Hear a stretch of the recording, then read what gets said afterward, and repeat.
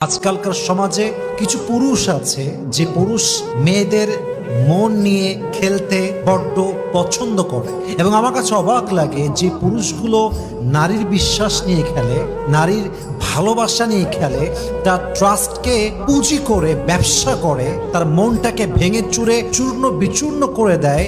সেই পুরুষ এই বেইমানি করে নিজেকে বড্ড চালাক ভাবে। তার বোঝা উচিত সে চালাক নয়, সে বোকার স্বর্গে বসবাস করছে। ঠিক কিনা বলেন? যে পুরুষ নারীর বিশ্বাস নিয়ে খেলেও নিজেকে খুব দামি মনে করে, সে পুরুষ হচ্ছে সেই চার্জার যার সব কিছু আছে, যার তার লম্বা কিন্তু কোনো ফোনে সে চার্জ দিতে পারে না। ঠিক কিনা বলেন?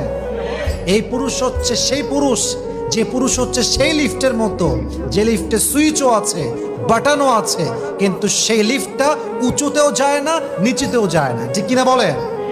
এরকম পুরুষের কোনো মূল্য